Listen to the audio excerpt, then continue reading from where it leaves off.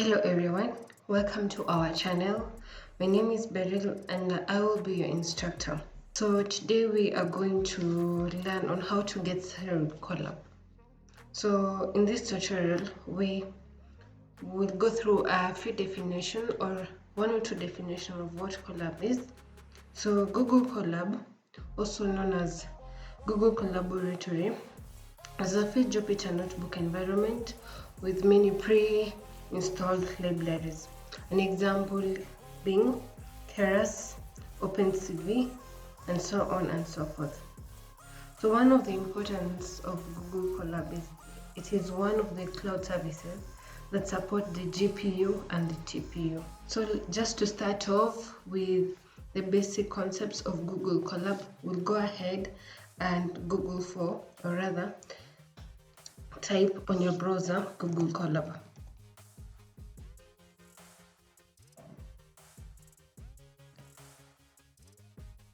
We have a link that welcomes you to Google Colab. Just go ahead and click it. Then it takes us to Google Colab. So the first pop-up is the notebook display content, whereby all the files that you've been able to work with are displayed. So for our case, we are going to create a new notebook.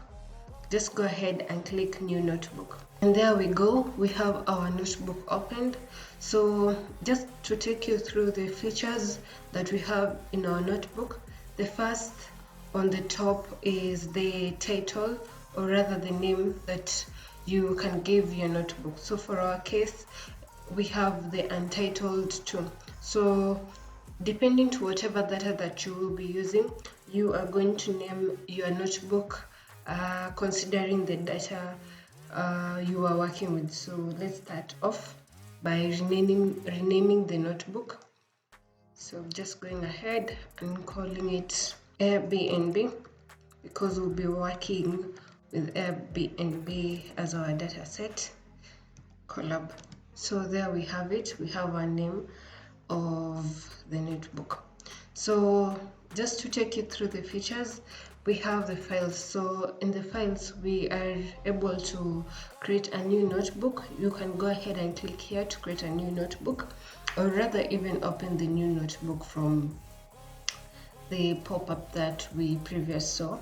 So you can open a new notebook, you can upload a given notebook, you can rename the notebook, that is renaming the Airbnb Colab. So we can move a given notebook, we can save the notebook into the drive, into the GitHub guest, and into the GitHub. So the GitHub guest and the GitHub are two different platforms.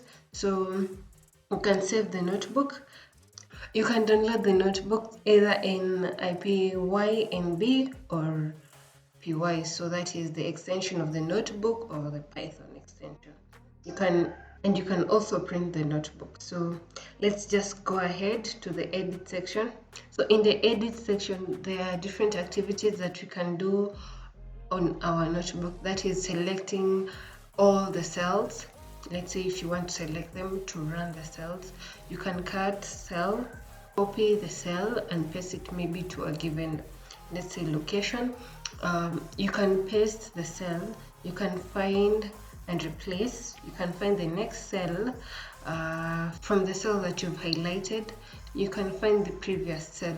So on the view section, you can view the table of content, you can view the notebook information, you can view the executed code history, you can hide given cells of given codes, and you can also hide output just to make your work look neat and collected. So on the insert, it allows you to insert a code cell, insert a text cell, to do a selection or selection header cell. So on the insert, you can a code cell, a text cell, a section header cell, and so on and so forth. So let's go to the runtime. You can run all the cells, that is running all the cells from the top to the bottom. That is if you have a lot of codes that you want to run. Or another thing, you can run a before cell from the highlighted cell. You can run a selected cell, or you can run a select an after cell from the selected cell. You can run the focused cell, that is the highlighted cell, and so on and so forth. So here on the table of content, this is where we are going to have our files displayed. Here you can do some findings by looking for, let's say, a given cell, or rather anything that you want to search, and also the files. So here is where we are going to create our directories. So starting off, we are going to do an import from the Google Drive. Later on, we will do